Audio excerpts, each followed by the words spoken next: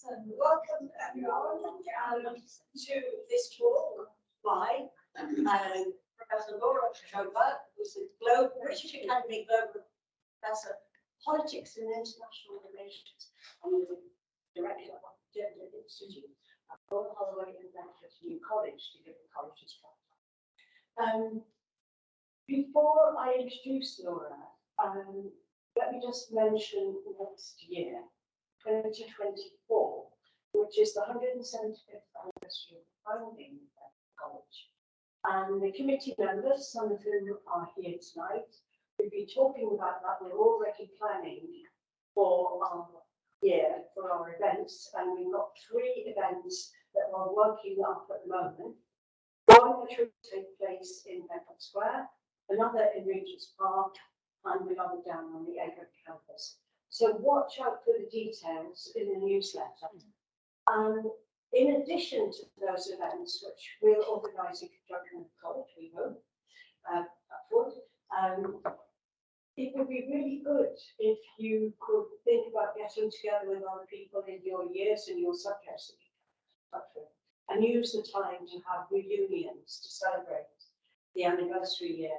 And you can always do that using the Bedford room here. I mean, obviously, the numbers are limited by the space, but do think ahead about that. And if you are going to do that, please could you let Emma and Helen know so that we can advertise those events in the newsletter. But watch out, because we're planning ahead now for Regent's Park, Bedford Square, and I really hope that all 3 are going to come off. So, to introduce Laura. Laura, thank you very much indeed for coming to talk to us tonight. And Laura's actually come quite a long way. She's come from Edinburgh. Her first degree was in Chicago. Then she did a master's degree in Southern California. And then a PhD in Boston College. And a really nice piece of information is that Laura's PhD supervisor is a Bedford alumni. I'm still alive, so I think there's a making of a newsletter article that Laura has promised to facilitate that. And she's going to talk to us tonight on the subject of gender and war, absolutely fascinating subject. She's Professor of Gender and Politics, and this topic is very much within your teaching area, isn't it? And also, of course, particularly topical now because it's in Ukraine. Obviously, you're very sensitive in a much wider context. So thank you very much, Lindsay. Of course. Thank you for having me. All right, I figure it's always popular to start in an interactive way. So let's try this. When I say women in war, what do you think of?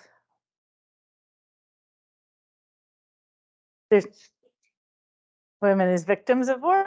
Okay, any particular word? You just think about all of them at the same time. Any particular war? Mm-hmm. Any war, okay. Anybody else have a thought? Nursing? Okay, tell me about that. That's what women did in war, okay. Yeah, women being bombed in the Second World War, okay, that makes sense. What did you say? Okay, tell me about why that occurred to you. Yeah, that makes sense, definitely. All right, anybody else? Yeah, I think women had an opportunity, and because women had the chance to go to work, do jobs that before the war they probably wouldn't be able to. Okay, so create some employment opportunities and things like that.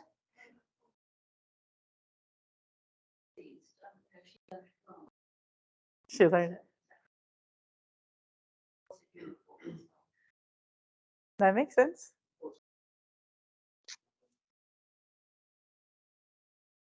Okay.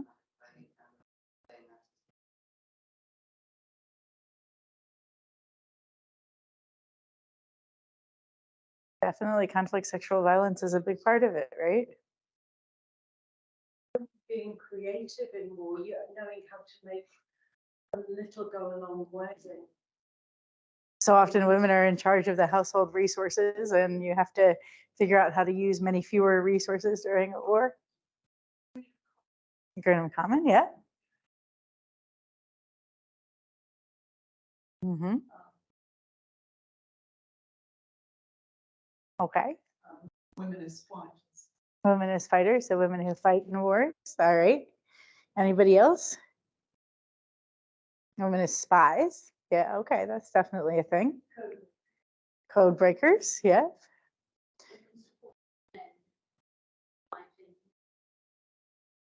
Yeah, so the supporting role and maybe even an inspiring role to get people to go fight, right?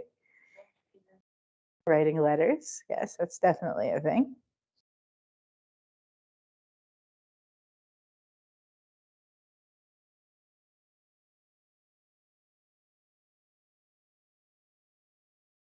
Mm-hmm. Definitely, the family role is a big one.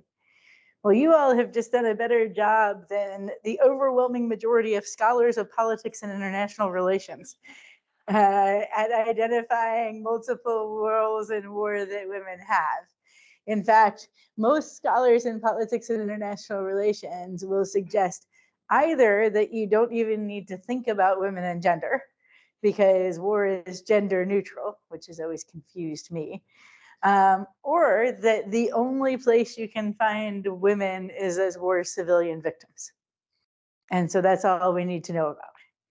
And what I've figured out is there's not only all of these things that we need to know about, but different things that I learn every day that I didn't know before that I need to know about in terms of the different roles that women have in wars, and also the wide variety of different things that are gendered aspects of militarization and war. And there's a woman named Cynthia Enloe who's a political scientist who wrote a book. It's called Does Khaki Become You? And it's talking about the militarization of women's everyday lives. And she thought that there was this, one of the things she was interested in is this can of soup. It was Campbell's soup. I don't know if you know that as a brand or not. But she got it in like 1982 or 3. And the can of Campbell's soup was actually in tank shapes and airplane shapes. And it was military Campbell's soup. And you could just buy it and serve it to your children, and they would eat it like the ABCs or something like that. So then they would learn about the tanks and the airplanes. Whereas my PhD advisor that you were just told about, she grew up in London during the Second World War. And I was sitting next to her at a talk one time, and somebody asked a question that made absolutely no sense to me. The question that they asked the whole audience was, what does war taste like? Which to me, as somebody who's never really been physically present in a war or conflict, I was like, what? Now, under her breath, sitting right next to me without any prompting, Anne says, potatoes. The war tastes like potatoes. And I asked her about it later. I was like, how did you come up with war tasting like potatoes? And she said, well, I wasn't old enough to really remember a whole lot. But I remember that potatoes were the only thing that we had in our house to eat. So I remember eating potatoes every day and being told and saying, I don't want to eat the potatoes. And then her mother would tell her, well, you have to eat the potatoes because that's the only thing you have to eat. But when the war is over, there will be more things to eat. And so she told me that since the war ended, she has never eaten another potato. And that all she thinks of when she thinks of potatoes is the war. And I thought, that's only a question that there's an answer to if you think that war and conflict doesn't just happen between countries. It happens in people's houses and in people's lives. And so if you think war and conflict is just the thing you read about in the history books where it's like this country declared war on that country and they shot each other for a while, you completely miss these gendered everyday life experiences. And so one of the academic projects that I've held to be the most important is trying to broaden that spectrum and trying to tell people that there are gendered elements of almost everything that you see in war and conflict. And that even the things that you don't think have gendered elements probably do. Particularly, one of the things that's interesting is if you kind of follow gender through a lot of the different phases of war and conflict. And then you find gender issues in a lot of different places that you might not have thought. So one of the things that a lot of feminist scholars in politics and international relations have started writing about is the gendered process of military recruitment and military training. Particularly, even, so there's some assumption that now that women are allowed to be in militaries, then maybe we don't need to talk so much about the gendered nature of military recruitment, right, or of military training.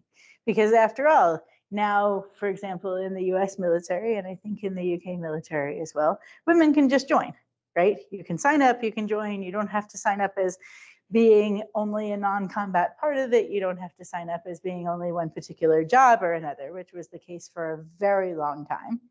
Right now, you can just sign up. So, of course, when I talk to my friends who are military officers, they look at me and they say, "What are you whining about now? We let the women in." In fact, I have a friend who works at United States Central Command. His name is Scud. And I asked him, because I had to ask him, I'm like, "So what's your real name?" Because I figured, he has to have a real name, right? And it turns out, nope, his mom named him Scud. And I'm like, "I wonder what she thought you were going to do when you grew up." And he's like, "Well, I'm here." Yeah, it's independence, right? But my friend Scud, one of the things he said to me is he said, women go to the same basic training now, and women get the same training. And we even tell the male soldiers that they have to treat the women soldiers nice. They complain, but we tell them. I'm like, "So I'm supposed to thank you now or what?" But one of the things that was very interesting is that he thought gender was limited to what women were allowed to do and not allowed to do. And so I tried to kind of talk to him, and I said, "Look, like, when somebody's falling behind in a run at boot camp, what do you say? He runs like a girl, right? When you're trying to get people all amped up for battles, what do? We take them to a strip club." Like, you got to stop admitting that at the very least, and please stop doing it. But so I said, well, those things have gendered content, right? They imply both that, like, there's a sexuality to men soldiering, and also that women are less than men even when you put them in the same place. And he just gets like really flustered with me, and he says, "What do you want me to do?" And I'm like, "I don't know, think about gender before anything comes out of your mouth." And then he closes his mouth and does not talk for like 35 minutes. And I'm talking to him during this whole time. And he's like, "What? You said that I needed to think about gender before I talked, so I elected not to talk." That's going awesome, right? But in terms of military recruitment and military training, there's often a lot of these very subtle things. Ideas about what the ideal soldier should look like. There was a study that surveyed US, UK, and Swedish military recruitment ads. Turns out that the women in these ads, which there are women now, are often wearing high heels, have perfectly painted nails, and have long hair. And it turns out that the women in state militaries, for the most part, have none of those things, right? In fact, there are often requirements about what you look like when you're in uniform that prohibit those things. And so you would think that, like, it's a nice ad about like working as a secretary in the 60s, right? Where the woman's sitting in front of the computer with the very nice nails and the nice high heel shoes. There's a uniform, but that's secondary to it. Wearing a lot of makeup, something like that. So there's this image of femininity in military recruitment that does not actually end up bearing fruit when you see what happens in the military, right? So there's still this notion of, well, we're going to include women, and we're going to include them on some idealized notion of what a woman is, so that maybe you feel a little more welcomed by the idea. But then when you come, it's not going to look like that at all. Also, military recruiters target mothers. So they often target the patriotism of mothers of late teen or early 20-year-old boys, right? And say, like, wouldn't it be great if your kid who can't figure out what he wants to do for a living comes and joins the military, where we pay them a lot and teach them discipline? And by the way, go country. So there's a lot of military recruiting that targets mothers. There's also a lot of counterterrorism that targets mothers, right? Like, so when you're doing counterterrorism work, then there's an assumption that a mother can stop a son from doing something or encourage a son from doing something. So they target the mother instead of the young man, because they think that the mother-son bond will mean that the son listens to the mother. And so when you bribe the mother, then the son doesn't become a terrorist. So there's a lot of kind of gendered nature of military recruiting. And then there's also a number of different ways in which militaries make sure that they communicate value to spouses and mothers, right? So there's a lot of military spouse groups. There's a lot of military mother groups. Those often do a lot of volunteering, putting together USO shows, putting together different programming for members of the military. And it's told to you that your service as a spouse, as a family member, as a parent of a member in the military is as important as the service of the member of the military, right? So it's not just that your son or your husband or even your daughter joined the military. It's that when that happened, so did you. And you did so in a gendered role of providing care labor.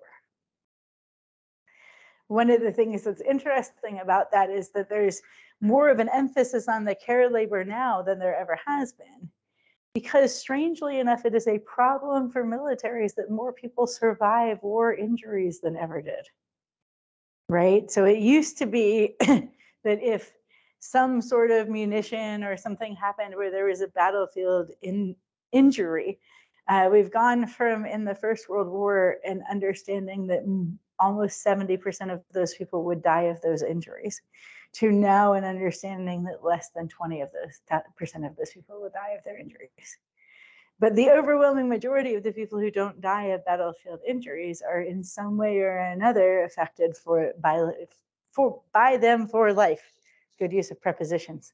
That is, and often need long-term help and care, significantly more than the governments who got them into the militaries are happy to provide them, right? So there's a lot of gendered care labor that happens for soldiers at the tail end of their military career, even more than happens as they're being supported through their military career. And then you have a lot of military equipment that is sex and gender specific. For example, it turns out that most fighter airplane cockpits, first, they're called cockpits, and second, they are built for a body that is 5'10", 185 pounds, and basically the same width all the way down. So they're built for the average boy body, which is, of course, not an average thing at all. They are not built for girl bodies. In fact, often the seat belting mechanisms will be injurious to people who are less than about 5'6". So often militaries will have that requirement for flying a plane. And then a couple of militaries have decided it's a good idea to build cockpits for women.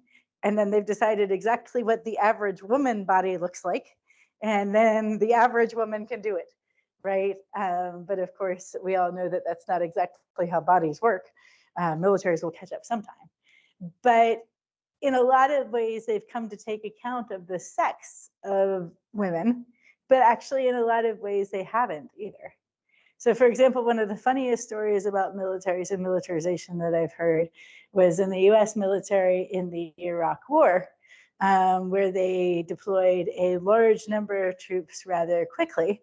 And it was the largest number of women who had been represented in a combat zone by the US ever. It was about 22% of the troops. So it turned out that logistical planning went well for that. And there wasn't really a way to get a bath for almost 6 months for all of the troops there. So you had like the powder shampoo and the, you could use baby powder to clean yourself up a little bit, but you couldn't really have a bath. So of course, the first thing that all of the men did was shave their heads, because the grossest thing not to have a bath about is your hair, right? Like, and so then some of the women soldiers started shaving their heads too. And the US military decided they couldn't. It decided that there would be no way to tell women from men if you allowed the women to shave their heads. I'm like, first, really? Second, so what? And third, I'm not the one that didn't give them a way to have a bath, right? Like, it seems like if you want to shave your head, if you can't have a bath, seems cool, whatever, right?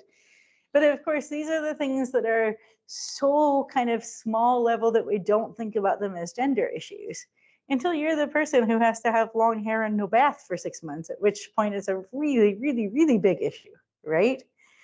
But because women now are allowed in militaries, then we don't think of some of the gendered structures that they continue to have, right? There's also a kind of interesting development that comes from women being allowed in militaries, which is that some of those women are still treated as like the innocent civilian who just happens to be in a uniform. I remember, I don't know if you remember the story of a woman named Jessica Lynch, who was taken prisoner in Iraq in 2003. The US newspapers were telling a story of a woman who had joined the military to see the world. She joined the military in October of 2001. I'm going to give her a little bit of credit for her intelligence and suggest she was probably aware a war was about to happen. Because I don't think you really could miss that, right? It wasn't like you joined the military in like 1997 when like people thought maybe the Cold War was over and maybe another war wasn't going to happen sometime soon, right? Like in October of 2001, I'm pretty sure you didn't just join the military to see the world, which is fine. That's her choice, right? But it was very interesting. It was framed as she wants to be a kindergarten teacher when she grows up. She never wanted to fight anyone. She was actually in a combat unit. She had a gun when she was taken prisoner, right? But it was understood as like this innocent civilian who just happened to be prisoner of war. There's of course a racialized dynamic of that too, because there was another woman taken prisoner at the same time that Jessica Lynch was. Her name was Shoshana Johnson. She was an African-American woman in her mid-30s, and she had 2 children. And interestingly enough, both the media, the global media, treated her differently. So did the Iraqi military. So when Jessica Lynch was captured, she was brought to a hospital, and she was treated for her injuries. We don't know a lot about what happened then, but we do know that. And we also know that when the Iraqi military abandoned that hospital, they left her and a doctor. Whereas we know what happened to Shoshana Johnson was that she was taken to a prisoner of war camp and tortured. So American racism and American stereotypes about gender actually influenced what the Iraqi military did to American women soldiers, which is something you don't really think a lot about, because those same stereotypes exist in Iraq, but they're very different actually, and racial issues are very different in Iraq. And that was a reading of American racial issues and a reading of American gender issues, right? That catching a pretty white blonde woman and mistreating that person would be different than catching an African-American woman and mistreating that person. And there's a lot of that that goes on in how we think about women in war and conflict. If you look back at kind of the Red Cross brochures that talk about women civilians in war, it is almost universally stereotypically a white woman, often dressed in a white dress, often with a cute baby. So that kind of helps take care of the civilians propaganda if you have a cute baby. Now, women are the overwhelming majority of civilian victims of war. They're overrepresented by about 3 to 1. So there are male civilian victims of war, but women are the overwhelming majority of civilian victims of war, both when it happens. So the collateral damage of bombs or something like that. And actually also civilian victims of war continue for literally decades after the war, from malnutrition, from issues with infrastructure, from economic issues, from diseases caught during wars and conflicts. The best we can guess, there are civilian victims, direct civilian victims of war. So they died of the war 70 years after a war ends, right? And of course, like, militaries don't count that, right? They only count the people who were the collateral damage of the bombs or something like that. But so not only are women the overwhelming majority of civilian victims of war, that is the modal place that women are in war. So there are all sorts of different roles that women fill, and they're very important to think about.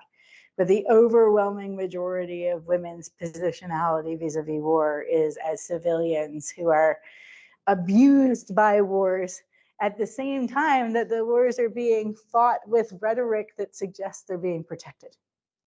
So there's a woman named Sue Ray Peterson in the early 1970s that coined the term protection racket. And what she meant by that was that states go around claiming to take care of their women during wars and saying we're going to fight the wars for the women and children, because that's one word, right? Women and children, it goes together. So we're going to fight the wars for the women and children. And then that's how they justify and legitimate the fighting, right?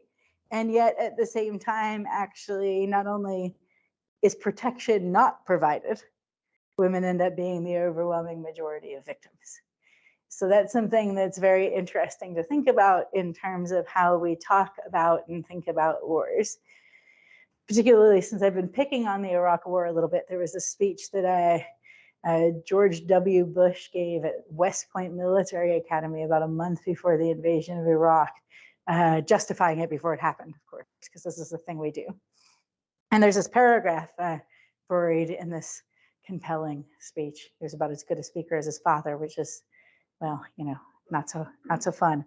Not everybody's a good speaker, not about the politics, although here maybe a little about the politics.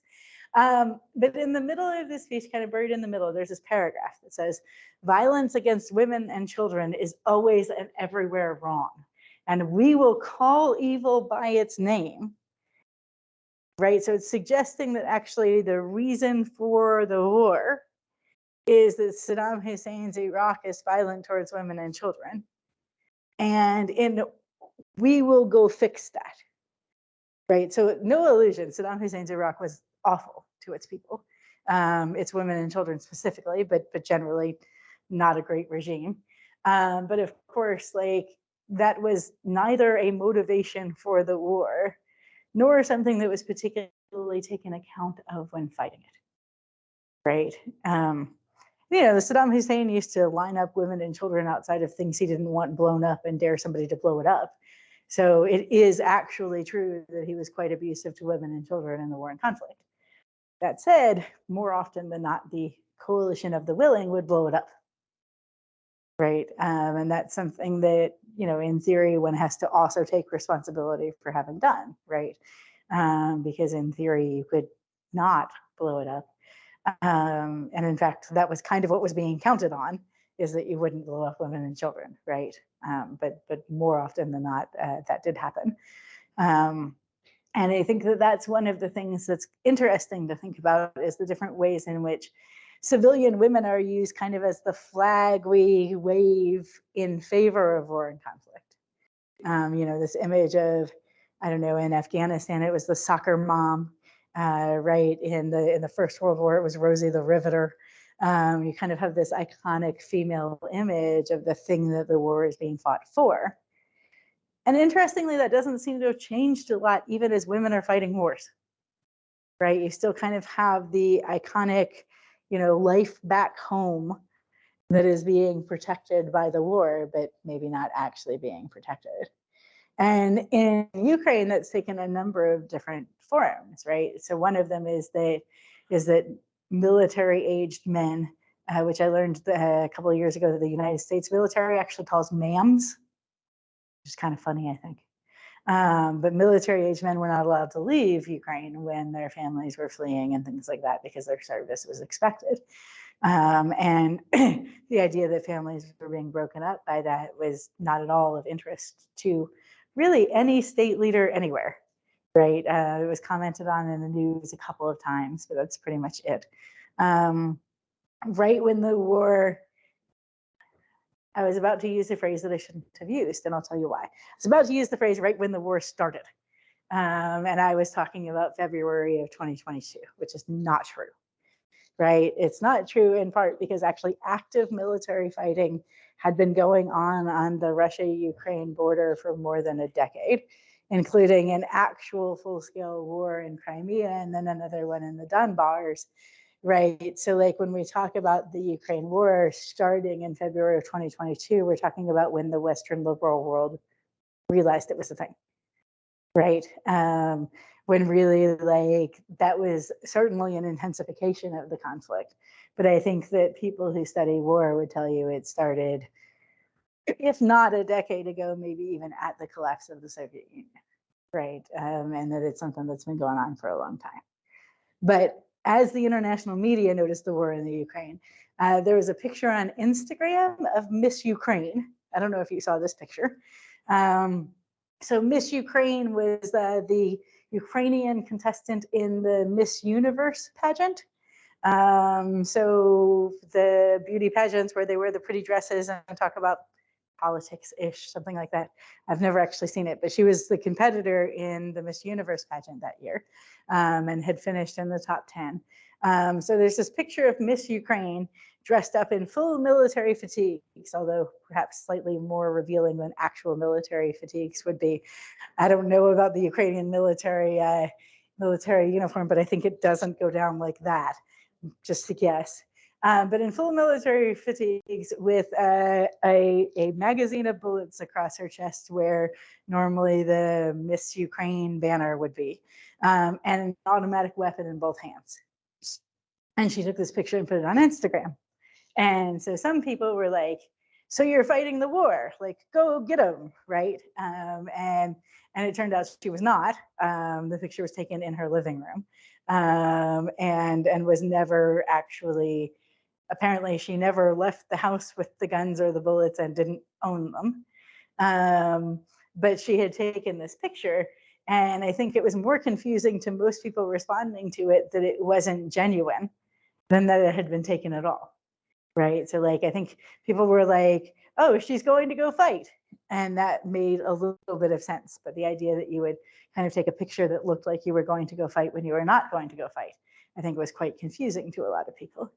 Right. And it was interesting because there's been a lot of gendered narratives around vigilante justice going on in Ukraine.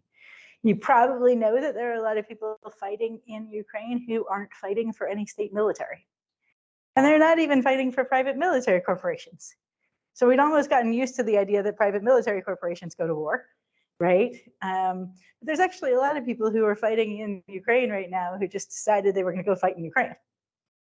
Individuals who either were at some part a point of state militaries or no longer, or were never a part of state militaries, who just like, brought their guns, not really sure how that works on airplanes, but brought their guns and decided they were going to go fight. So there are a lot of kind of videos on, especially TikTok, but also on Instagram and things like that, where people are chronicling their individual journey through the war.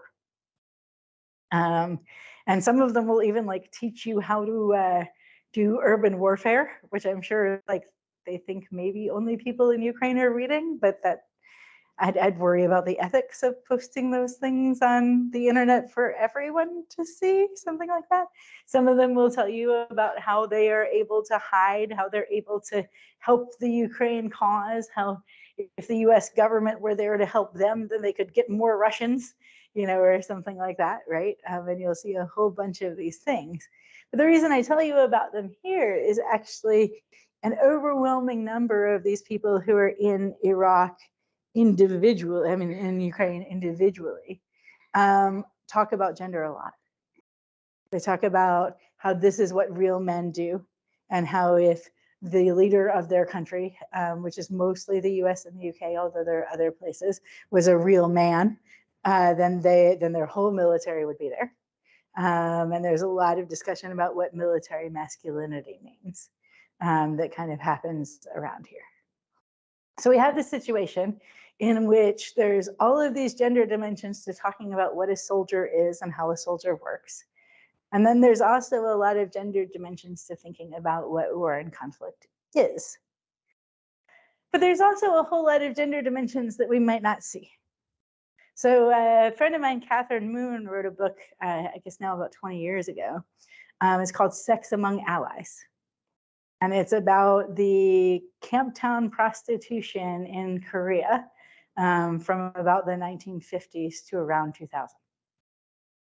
And it's interesting because it talks in part about the ways in which soldiers manipulated and relied on this Camptown prostitution industry kind of in order to make the military defense of South Korea work.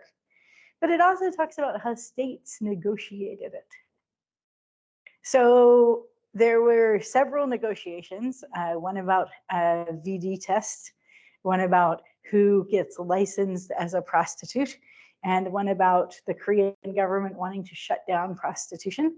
In all of those, the US government took the position that its military presence in South Korea was dependent on the availability of clean and healthy prostitutes.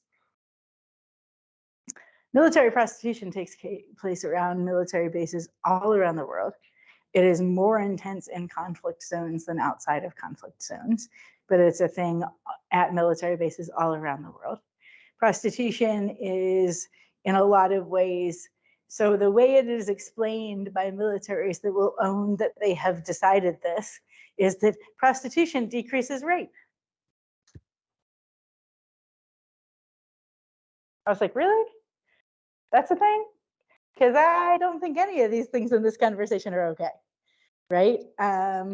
So prostitution around military bases is something that is largely involuntary. It's something in which people are put into debt bondage. It's often quite violent. The very, very few people who ever make it out of those economic situations are often end up in marriages that are abusive. So a prostitution gig becomes a long-term gig, but the person who employed you at first and then married you afterwards is quite abusive to you. For the most part, a lot of these arrangements are based on issues of race and class to begin with. And they are often seen as fundamental to the ways that militaries work. Now, our enlightened militaries have started doing things a little bit differently. The Swedish military decided it would be a great idea to have gender equal peacekeeping forces because they thought that that would make the peacekeeping forces less sexually violent towards the local populations. And I was like, so there's a level of sexual violence towards the local population that you think it's okay for peacekeepers to make? Tell me about that. But generally, they thought that it would make the soldiers nicer to the peacekeepers, and nicer to the people who were being peace kept if there were more women soldiers. So the empirical result of this is actually that yes, there is less sexual abuse of the local population in sex equal peacekeeping forces. There is not less sexual abuse overall. The sexual abuse is turned towards the women members of the peacekeeping forces, right? So women soldiers then end up serving the role that prostitutes or rape victims used to serve in a way that seems more sanitized to the newspaper story might tell you about, right? And so in a lot of ways, that's much harder to target a political campaign at, right? It's much harder to say, we'll stop using the women in the military as the thing that can be victimized. I can't even figure out the sentence that would go on the billboard there. Whereas like, let the women in the military, that's a pretty easy sentence to put on the billboard, right? So in a lot of ways, these issues have become less and less and less visible but nonetheless kind of more and more and more kind of complex to get at, right? So prostitution was legal in most Western militaries at the turn of the 21st century. It has changed a lot in the last 20 years. The US military banned prostitution in 2009. The Danish military banned it in 2002. So there's been a lot of those kind of very recent bans. And there's been some paying of reparations for some of the worst instances of military sexual abuse. Not a lot, but some. So there's been some reckoning with it, but not as much as you would think or hope. And that's something that ends up being kind of a big deal, because that's another way in which women can become civilian victims of war in the long term. Right? You've seen a lot about the stigmatization of rape victims. You've seen a lot about war babies and what happens to them, and the different ways in which being a war baby affects your ability to access nutrition, your ability to access healthcare, your ability to access education. So it ends up having a lot of knock-on effects, right? Now, that said, of course, war isn't exclusively bad for women. In fact, women during wartime tend to have more opportunities for employment, more opportunities for high wage employment, more opportunities for health insurance, more opportunities for professional development. And there was this little thing called World War I that got most women in both the US and the UK the right to vote. I don't know when it would have happened without that, but the answer is not right then, right? And so in some ways you see these awful ways in which war is gendered. And then it's next to that it provides opportunities. There have been several wars in the last couple of decades in which women were half the fighting force. True in Sierra Leone. It was true in the war between the LTTE. It's true in Colombia. And the numbers of women in state militaries are going up all over the world. Militaries pay better than most civilian jobs, especially for unskilled labor. And the different opportunities that people have to do things in the military is different than the different opportunities people have in civilian life, right? So in wartime, women have different opportunities and sometimes more opportunities. Statistically, most of those go away after the war, but not all of them do, right? So statistically, men take their jobs back, and the ways in which women had freedom in militaries and things like that go away, but not all of them, and sometimes worse than others. There's a disarmament, demobilization, and reintegration process, DDDR, that's it, I think, in Sierra Leone, where somebody thought, hey, half of the fighters were women, maybe we should have one of these for women. Always good when, you know, military people think it goes well. I'm usually not this sarcastic, it must be the weather. So in DDR processes generally, the idea is you turn in your weapon and you get something that will be good for you after the war. So the DDR process that existed in Sierra Leone before they set up one for women, you turned in your weapon and you got a voucher for either technical training or education. I'm going to be a little glib about this, but if you were a woman, you turned in your gun and you got a dating service. Because it was kind of assumed that what women wanted to do was find a boy to marry and go start being a homemaker.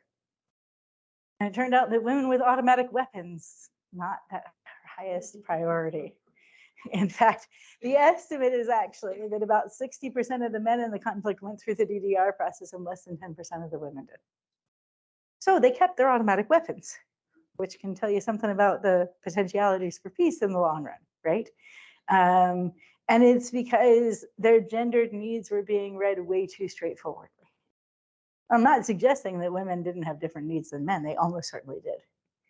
But I'm suggesting that because people from outside of that context assumed what they were, then we had a problem. And that problem was the idea that somehow what militaries and warfighters and politicians can't figure out is that the difference between women and men is not straightforward, it's not naturalized, and it's not the same everywhere. So they seem to have like two mind settings. Either they're exactly the same, or they're completely different, and we all know which ways they're completely different. And then, of course, the reality is much more complicated than that, right? I don't think there's anything necessarily different about women and men. But I do think that socialization suggests that we've all kind of learned different things based on the gender that we were assigned or that we feel or that we were assumed. And that has developed into different societal needs, different societal positions, and things like that. So you can't assume that women and men need or want the same things in any given situation. But you also can't assume that the only woman in the war is the pretty civilian victim on the Red Cross brochure, right? At the same time, of course, the other thing people have difficulty with, some idiot, and I won't tell you who because I started with some idiot wrote a book that said, now that women are competent soldiers, we don't need to worry about women's civilian victimization in war. So women can defend themselves now because those women are soldiers. I was like, take me through that logic. And the logic in the book is that if some women can do it, all women can do it. And if all women can do it, then they can go fight the wars just like the men. And so therefore they don't need protection.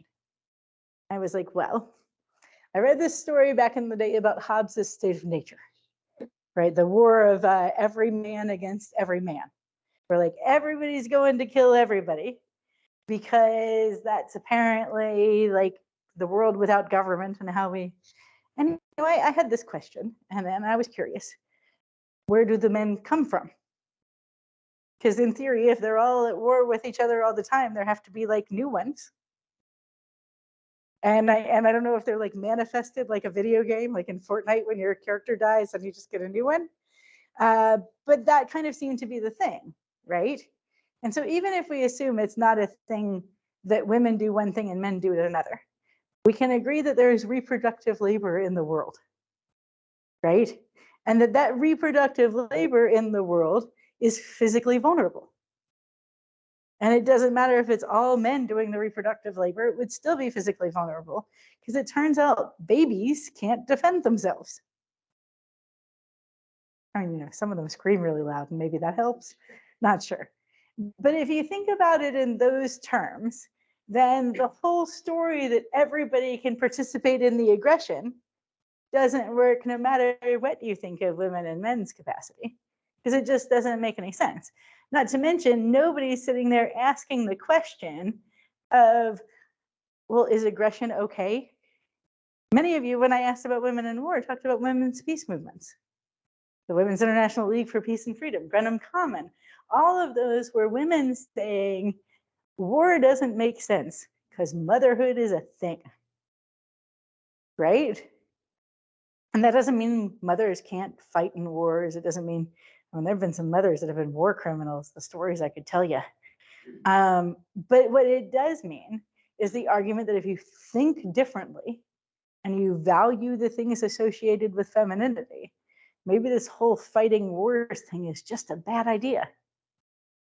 And in the fight for gender equality in militaries, sometimes we forget this whole argument that this war thing might just be a bad idea, which is one of the enduring legacies of the feminist movement at the times when Royal Holloway and Bedford colleges were being founded, right? Was a feminist movement that was anti-war. And I don't think you have to be anti-war to be a good feminist. But I do think that sometimes that gets lost in the discourse because sometimes it's seen as a trade-off. I write a lot about women soldiers, women war criminals, women terrorists, lovely people, all of them, women genocidal rapists. They're a tiny, tiny statistical minority. I write about them because I think it's really important that we don't assume that women can do everything men can do, plus they don't have their flaws, which really seemed to me like what I was assuming before I realized that there were women war criminals. I thought women have all the capacities men have, and then I see a picture of a woman war criminal. I'm like, no, no, no, that's not a thing. And then I realized I thought that women could do the positive thing men can do, but not the negative things, which is an awful double standard if you've ever tried to behave perfectly, right? I don't think I've tried, but maybe, someday I'll try. And so that's why I write about these people. But one of the things I figured out is that a lot of people say, well, that will hurt the feminist peace movement if people know women commit violence. And I'm like, or we could think a little more complicatedly. And that's one of the things I really loved about when I asked all of you about the different places that women are in war, is that you thought in complicated ways. You thought of the very obvious things, and you also thought about the ways in which you or the people you knew had experienced war and conflict. And then you also thought about the things that wouldn't seem surface level to be kind of immediately relevant to the question of women. And I think if everybody thought like that, then we would have less ability to leverage gender stereotypes to encourage war. And we'd also have less closed-mindedness about the roles of women in war.